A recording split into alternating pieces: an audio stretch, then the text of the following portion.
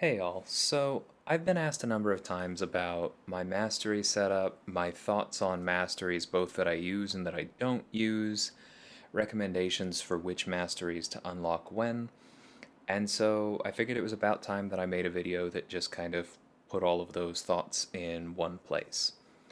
So I'm going to start this off going over the masteries that I think are most important to unlock first on a new account.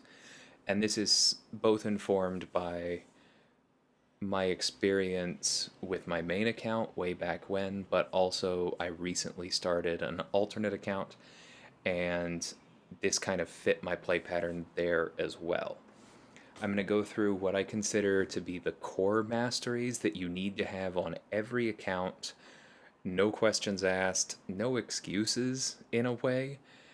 And then I'm going to move on to the masteries that are nice to have, but I consider them a little bit more bonuses. A lot of these are very important and very powerful, but they're a little bit outside of core because you wouldn't necessarily use them on every build for every roster. And then we're just going to cover some others that you might be interested in. So, starting off is the least controversial, most obvious of these.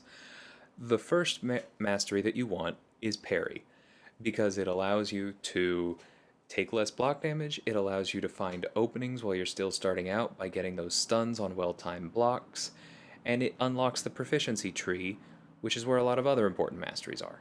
So start with Parry, and honestly, you probably want to go ahead and max Parry, but before you put those extra points into it, you might want to go into Limber because then that allows you to put a point into Dexterity. And Dexterity is my second one here because there are just so many projectile attacks in this game, far more than there were when these masteries first came out, and you just really do not want to be taking block damage from Iron Man's beams and all of the other things out there when you don't have to.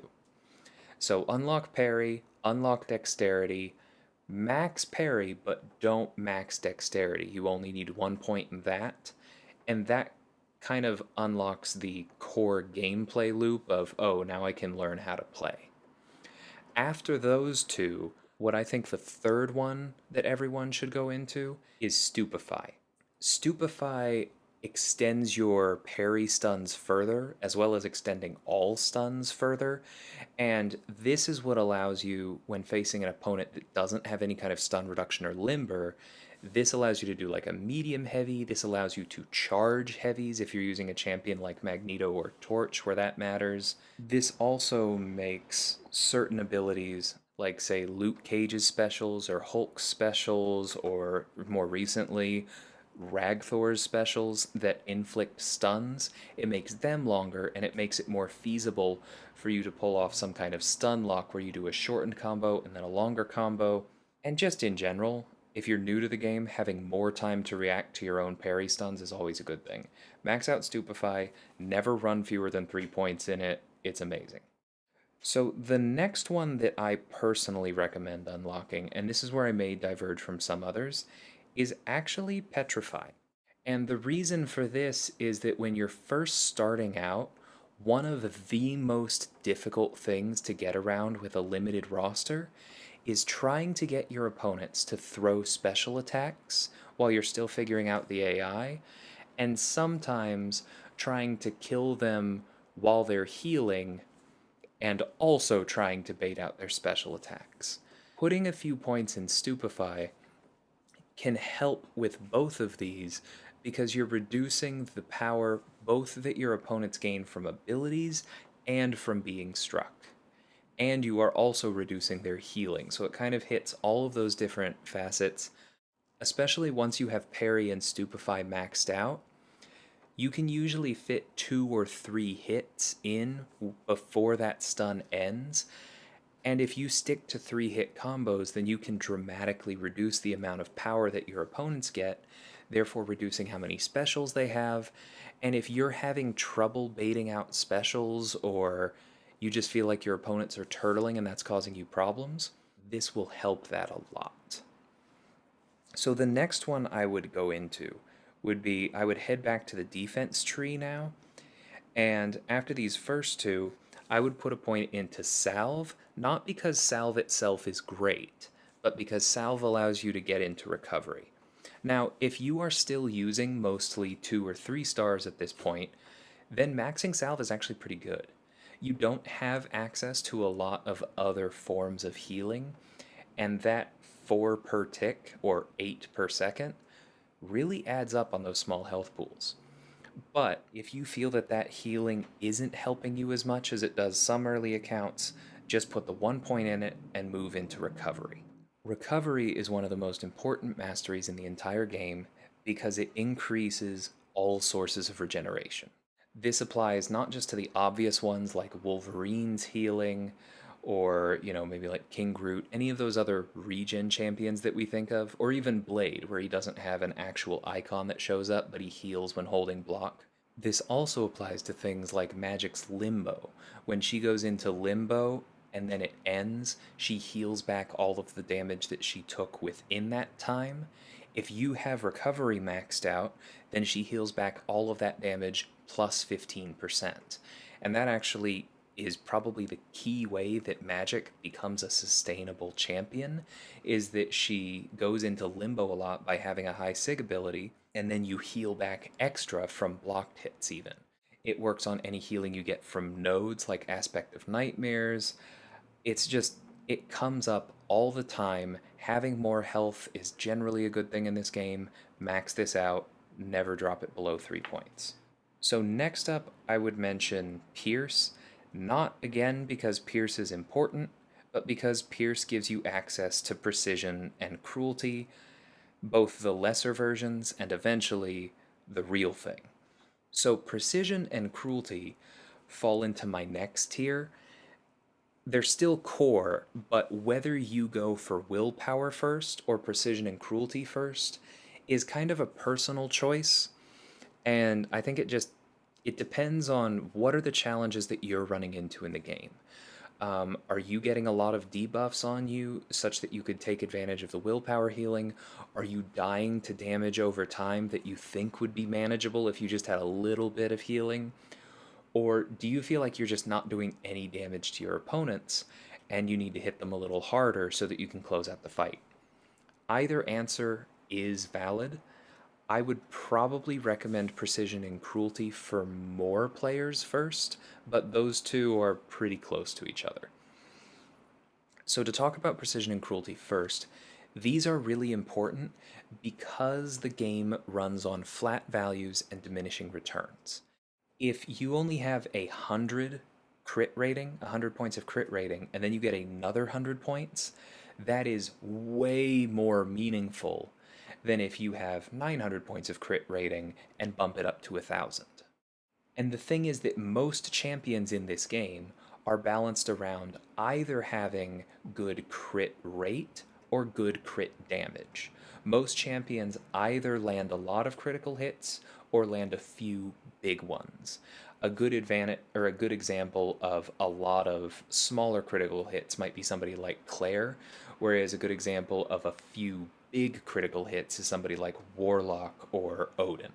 That means that having both Precision and Cruelty maxed out is going to help you with whichever one the champion you're using right now is not great at. If I have both Claire and Warlock on the team, let's say, then Precision is helping Warlock land his already large crits all of the time, but Cruelty isn't making those crits much bigger. But then with somebody like Claire, Precision isn't helping her land crits as much more often as it is Warlock, but it is making her crits bigger via Cruelty. And so that's why they're both just so incredibly important. Critical hits also help bypass armor and resistances, which have always been a thing in this game, but have kind of been making a comeback. You want to land critical hits. This is kind of like the corollary to recovery, where having more health is good, doing more damage is also good, and these masteries are probably doing more work than you think they are. Then we go over to willpower. So willpower does require you to have 15 points in the defense tree, and you will see a lot of late game players maxing out stand your ground or putting at least 3 or 4 points in it to unlock that. I do think that stand your ground is quite good. It shouldn't be essential in most fights because you should not be blocking a ton of heavy attacks, but it will save you periodically. It's not bad on defense, and you probably should consider grabbing it eventually. However, you can just get those 15 points by dumping a bit into energy resistance and perfect block and maybe salve and unlock willpower faster that way. So, kind of make a judgment call on whether the core for Stand Your Ground is worth it to you. If you can afford it, it's probably one of the best ways to get those 15 points for willpower. I want to take a second to talk about some of the other ways to get those 15 points because there's some misconceptions about some of these. You should always max out block proficiency for the same reasons that precision and cruelty are really important thanks to diminishing returns. Block proficiency is really important to a huge swath of your roster. This is what allows parry to get so close to reducing block damage to 0, because first your block proficiency is increased higher by this, and then parry reduces the damage by a set amount on top of that. So always max out block proficiency, but perfect block is almost useless. It just makes it so that if you block 25 hits, one more of them than would be will do 0 damage, not worth 4 points. Similarly, it does kind of extend your parry stuns, but only by 4/100ths of a second, which I'm betting you won't notice. Similarly, both the energy and physical resistance masteries, maxing out at only 160 points, are just not going to have a big enough impact on the survivability of your champions to be worth all of those points. They are fine sinks if you have not unlocked Stand Your Ground yet, but otherwise, I wouldn't bother with them. But that kind of rounds out my core masteries. At this point, we move on to the ones that you want, but you maybe don't need to race towards. And the first one I'm going to mention is Mystic Dispersion. If you run Mystics, you want this mastery. And if you are not running Mystics, my question to you is why? Because they are one of the most powerful classes in the game, largely on the backs of this mastery. Most of their special attacks have powerful or controlling or just cool effects, and Mystic Dispersion gives you more of those special attacks. There are a lot of champions and nodes in the game that rely on buffs, so benefiting from when those buffs eventually end or when mystics nullify them, which most of them are able to do, is just huge. Now this is expensive. These cores are not cheap, but you can pretty quickly get to rank 3, and I would recommend going for that as soon as you can manage it. That kind of gets you used to how it works, and you can start learning your patterns for like, oh, okay, this is when a buff is going to expire and I'm going to get power, and you build it into your instincts for the game that way. I do recommend you try and unlock the 4th and 5th rank and get used to them as well, because the 5th rank especially is extremely powerful. But there are some people who recommend only 3 or 4 points because it lets them manage their power a little better. Personally, I think that the times when you have 5 points in Mystic Dispersion and oops, now you have a special 3 instead of that special 2 that you needed to throw, which can be really bad, I think those are outweighed by all those times when you're like, I have no power at all. I am in deep trouble in this fight.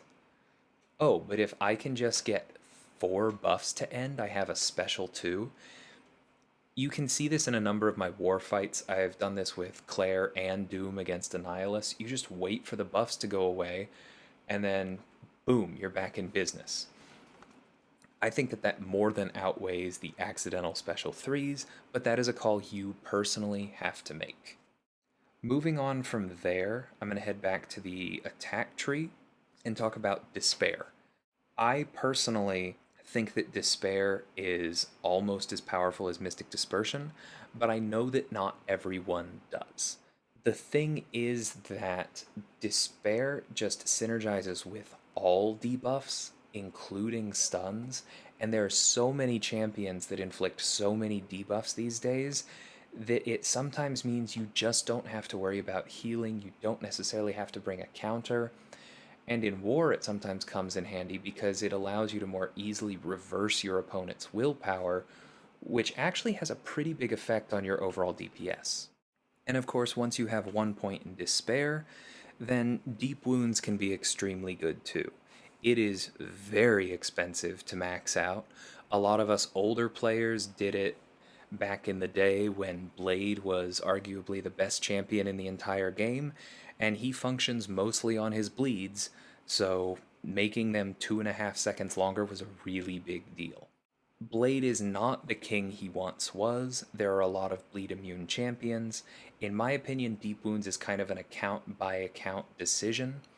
But if you have somebody who inflicts a lot of bleeds, and especially if you have somebody that inflicts a lot of short bleeds, like Nick Fury, because this is a flat addition, not a proportional one, then I do think that you should put as many points as you can afford into Deep Wounds, because it really does let those champions take off in terms of their damage and control over a fight. Now, at this point, I need to talk about the elephant in the room, which is the Recoil Tree Masteries. So named because a lot of the differences in opinion over their use come down to the recoil mastery here because it penalizes you for using special attacks. Like we talked about earlier with the Mystics, most of the champions in this game do some cool things with their special attacks. Now, recoil does not apply to the special 3, so you can always focus on that, but you're usually missing out on some significant utility by avoiding the special 1 and 2, and you are also missing out on the possibility of them being critical hits, because the special 3 cannot crit. Therefore, most special 3s also do not get by armor and resistances, and so sometimes, even if you are doing more damage on your special attacks because of recoil, if you're sticking to special 3s, your damage can actually go down because you're not getting those crits on the special 1 and 2. However, oftentimes these masteries are more important because of Liquid Courage and Double Edge, because together they increase the damage output of all of your champions by a full 60%. That is pretty nutty, and it makes a lot of fights a lot faster. They also have some interesting interactions with certain champions, in that certain champions either benefit from or take less damage from, or both, bleed and poison. The classic examples of this with Double Edge are Corvus, who heals from bleeds, and Omega Red, who heals from most bleeds and turns on his death field and therefore just goes ham, is so much stronger at the start of a fight with this mastery on. Liquid Courage, of course, is very good for champions like Diablo, who takes less damage while poisoned, and both of these, because they are debuffs, can allow champions like Kingpin or Mole Man to start off fights better because they instantly convert the debuffs into their respective currencies. These are very good masteries, and I do recommend everyone unlock them. However, I personally almost never use them because changing in and out of masteries is expensive in terms of units, and it's also kind of a pain in the butt with the current interface. And I just don't like the feeling of most of my favorite champions to play feeling less useful and less complete when I have to play around these masteries or heal up at the end of every fight. Not every fight. Outside of war, you can often get through a path with these masteries on, and you just get to the boss with not that much health. And if your skill level is high enough, then you just clear the boss and you move on. Cool. You didn't need to finish the quest at full health.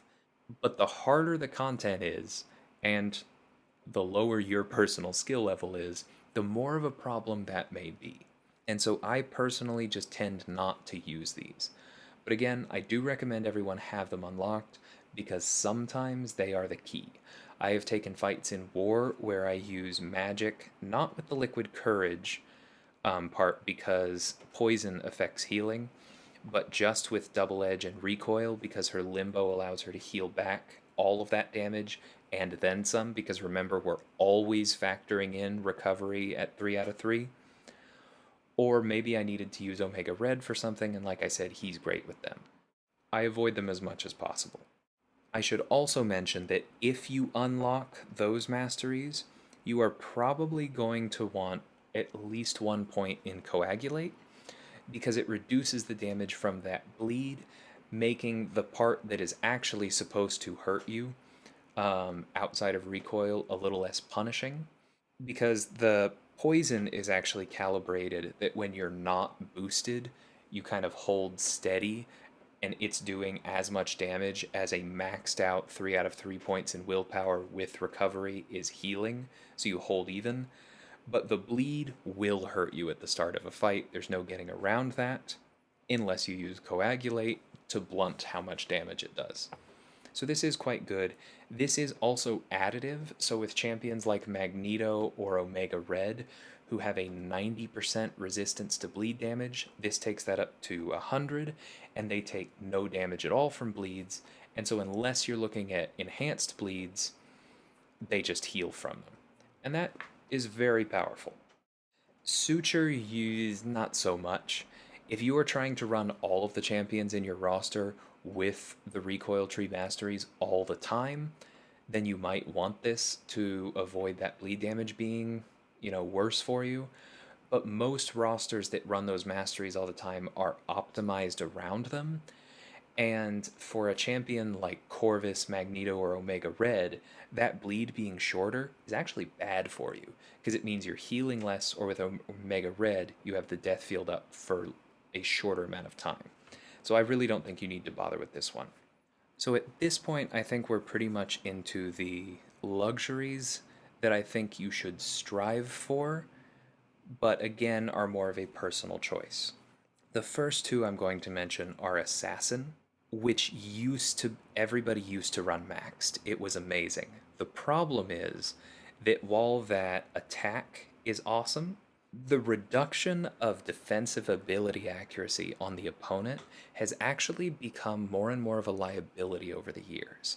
Because the way this game works is that when a node changes the fight, it changes the fight by attaching mechanics to the defender's ability accuracy, almost always. There are exceptions, but most of the time that's how it works. The problem there is that some nodes have beneficial effects tied to them.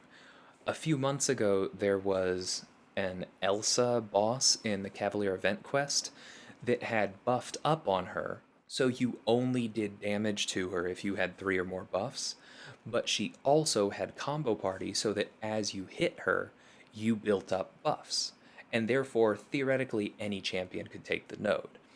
But Tigra was actually uniquely bad for that fight because Tigra reduces the ability accuracy of the defender's buffs when she neutralizes them, and that included the buffs from Combo Party.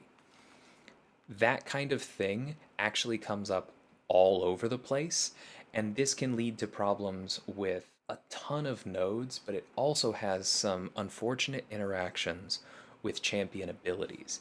The classic example is Thing. You want to push him to 15 rock stacks right as he's about to throw a special so that he will then drop all the way down to 0.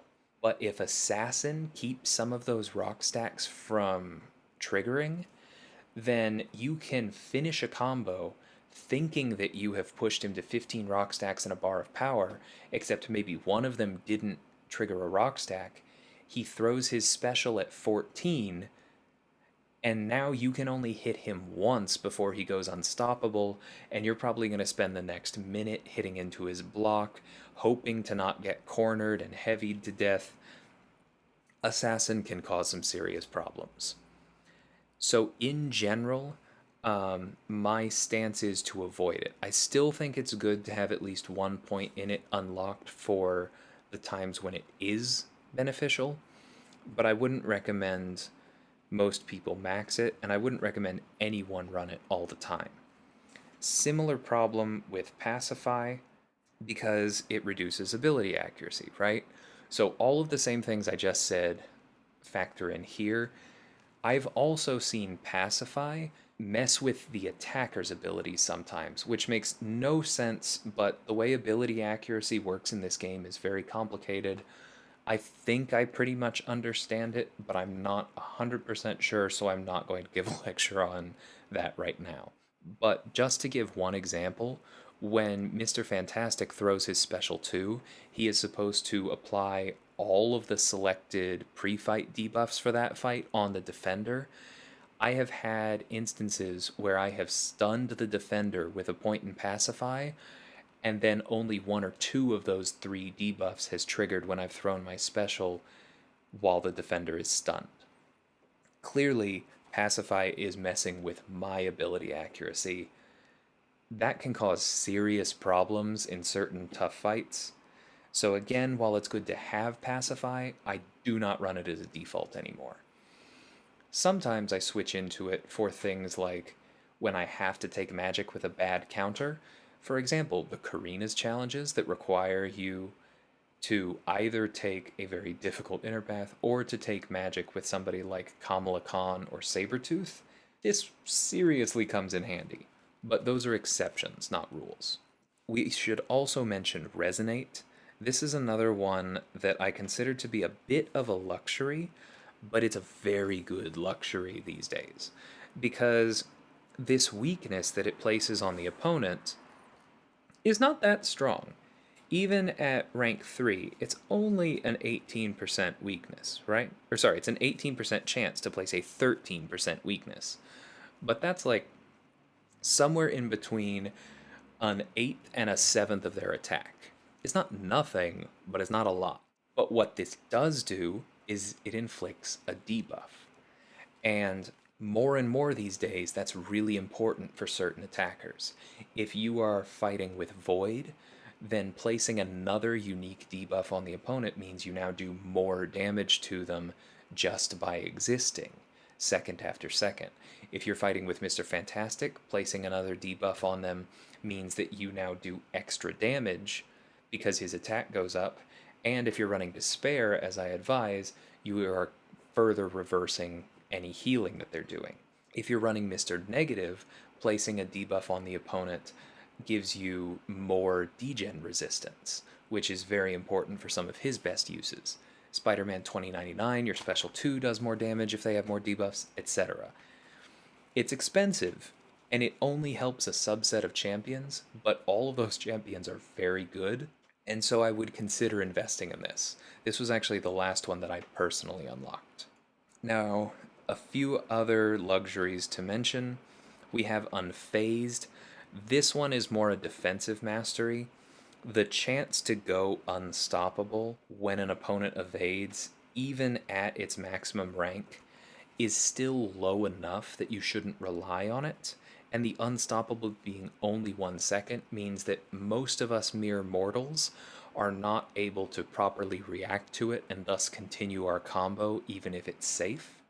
This is primarily a defensive mastery, like I said, to mess with champions that rely on evasion as part of their kit. In some places, Quake, Mr. Negative, Elsa, Mr. Fantastic. It can be a bit of a problem. We already talked about Stand Your Ground, which I kind of put in the same category. It will occasionally save you on offense, more than you'd like, but not that often. And it's an annoyance on defense. It's good, and it's a whole heck of a lot cheaper than Unfazed, so I do kind of recommend it, but it is considered a luxury in my opinion. And then the last one is the only other class mastery that I really consider worth anything, and that is Collar Tech. At maximum rank, this 18% reduction is actually pretty significant. It only applies to the power that opponents gain when being hit, but it stacks with other reductions of that. So the first thing to notice is that regardless of what champion you're using, if you're following my advice and running maxed Petrify, then for the price of 8 mastery points, and a fair number of class cores, any tech champion you use is doing 48% less, or is giving the defender 48% less power whenever hitting into them while they're stunned. That's huge. If you throw in a suppression debuff from Mr. Fantastic for another 25%, you're down to almost a 7, or you're up to almost a 75% reduction in how much power the defender is gaining. If you're using a tech champion that has any way to push that lower, like Punisher 2099, you can get that all the way down to 0 and give them no power at all. It's a very cool mastery, and even without any of those interactions, almost 20% less power and therefore almost 20% fewer specials that you need to deal with from the defender is great. It's just that it only applies to tech champions that you're using, and while tech has come a really long way, it's still not necessarily the most dominant class, and this mastery is not as strong as Mystic Dispersion, so most people don't bother running both. This is more one that I think will see more use if Kabam eventually fixes the mastery system and allows us to quickly switch between setups. I can definitely see myself investing in a setup that is built for techs like Guardian or 2099 or Dr. Octopus that might involve Tech Collar. So I should talk for a second about the masteries that I currently have, and to just go over it quickly, I have 4 points in precision. I don't have the 5th one there just to save me points so that I can put 1 into courage. I only put 1 into courage because that first point is 10% and the next 2 are only 5, and I don't plan to be under 50% all the time, but the first 10% extra attack is quite nice, and I do max this when I'm doing things like running Labyrinth or Abyss of Legends. I do not run the Recoil Tree Masteries, like I said, but I do max out Despair, and I currently max out Deep Wounds, although I do plan to change that, and I'll get to that in a second. In defense, I max out Recovery, not Salve. I currently max out Block Proficiency and Perfect Block, even though I specifically told you not to, and that's just because I've been using Odin so much in Alliance Quest that he already has such a high perfect block chance that the extra 4% kind of helps him, but I don't plan to leave it there. Next time I change up this tree, I probably will be putting those 3 extra points into Stand Your Ground, as I told everyone else to do. The next big change I'm going to make is that I plan to put a point into Inequity and then to put a point into Resonate, because as I mentioned, Resonate is really, really good for Mr. Fantastic, who I run all the time. And I will probably just pull those 2 points out of Deep Wounds and only run 3 there instead. I have a lot of good bleeders, but they are not the core of my account anymore. With Proficiencies, this is pretty much how this is always going to look unless I have a reason to switch off of it. Maxed out Parry, maxed out Limber because it can save you way more than you think it should. Maxed out Stupefy, maxed out Petrify, 1 point in Dexterity, maxed out Mystic Dispersion. This is what has worked for me. I've changed it many times. Like I said, I plan to change it 1 more, but this works for all areas of the game for me. I may not finish some fights quite as quickly as others, but I just feel like I have more control over fights this way, and I feel like my entire roster is reliable, and that's what's most important to me. I hope you found this helpful. Please let me know in the comments if you have any further questions, any clarifications, any thoughts on my priorities here that you don't agree with, and I look forward to that. I'll catch y'all next time. Take care.